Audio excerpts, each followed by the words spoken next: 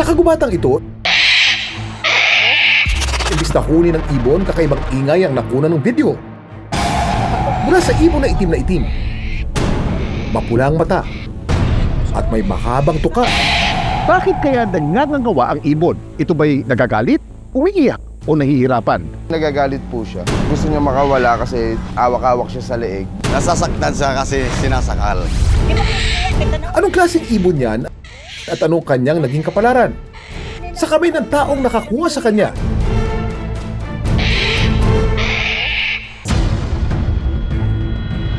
Biyaheng Agusan del Sur tayo, pero hindi sa syudad kundi sa mas liblib na bahagi nito, na malapit sa kagubatan at kabundukan. Nakakuha ni ko na ang mananapa. Sa lugar na ito, nahuli ang isang uri ng itim na ibon. Ang itim na ibon na nakuha ng matanda, isa palang hornbill at sa Bisaya tinatawag tong kalaw. And speaking of kalaw, may kasama tayo this morning kaya lang nasa Kalaw Street pa yata. Ang aspiring next Kuya Kim na si Kuya Bubbles, bibisita sa atin ngayong umaga. Hello mga kapuso, nandito na ako. Ako po si Kuya Bubbles at alam nyo rin ang mga itinuturing na kakaibang ibon na ito dahil sa napakalaki nitong tuka. Gaano naman kaya kasakit tumuka ang ibon na ito? Mukhang mabigat at matulis pero walang dapat ipag-alala. Kuya Bubbles, magaan lang ang tuka ng hornbill eh. Ito kasi ay ang laman nito hangin lamang, parang honeycomb, di ba? Nakakatakot man dahil sa kanyang itsura at malakas na tunog, di sila nananakit ng tao. Doon sa video, mapapansin natin na yung hawak-hawak niya ay isang mature na hornbill. Siya ay maaring nagpupugat, but as I could see na itong mga hornbill na ito ay nagpupugat doon sa matataas na punang kahoy.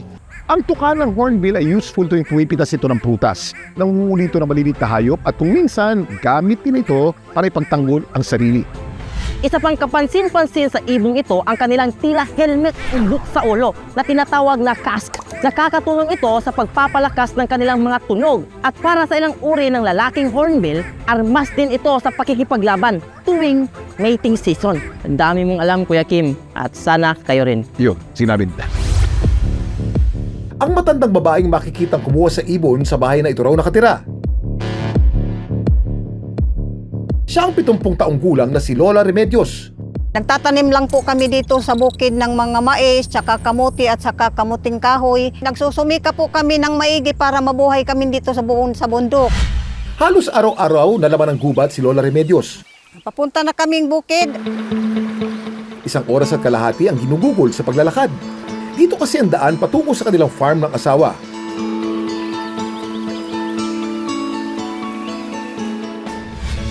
May mga anak man, ayaw daw nilang maging pabigat sa kanilang gastusin. Kaya kahit may edad na, pinipilit nilang magbanat ng buto. At dahil sa dami ng nagko-content ngayon at mga kumikita, Hello mga kabahaka. pati nga raw si Lola Remedios, sinubukan na rin ang swerte niya rito. Sa pag-asang kikita rin siya sa mga video na ito. Isa sa mga naging content niya ang ibong kalaw. Hindi ko po alam kung anong klaseng ibon na yon kasi unang pagkakataon ko pong nahawakan at unang ko pong pagkakataon nakita ko yun. Papunta raw sila noon sa bukid pero nang tumaas ang araw, nakaramdam ng pagod si Lola Remedios at nagpahinga sa isang bahagi ng kakahuyan kung saan siya nakarinig ng hindi pangkaraniwang tunog. Madilim man daw sa loob ng butas, sigurado siyang may ibon sa loob nito. Ngayong panahon ng pangingitlog, ang mga inahing hornbill ay pumapasok sa loob ng butas ng puno at tinatakpan ang mukha na nito ng putik, pagkain at dumi na hanggang sa halos magsara na ang butas. Sa paraang ito, napoprotektahan nila mga itlog at inakay mula sa mga predator. Dito niya napagdesisyon ng ilabas ang ibon. At maingay man daw, natitiyak niyang nangihina ito. Mauni. Puot din ako. Hindi na po kaunon na ako rin buhian.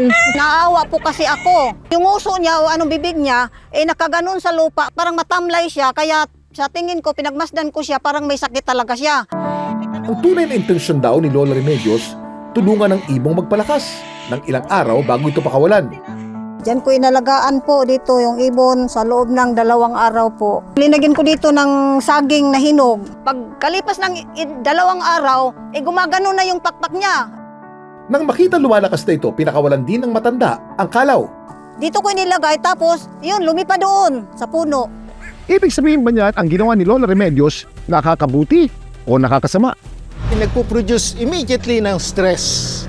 doon sa pagkakakapture sa kanya. So it's best na kung meron kang sightings at meron kang nakita yan, wag na lang hulihin, plus magkuskunan na lang siya doon sa kanyang natural habitat para ma-preserve din sila kung ano yung talagang ginagalaw nila doon sa wild.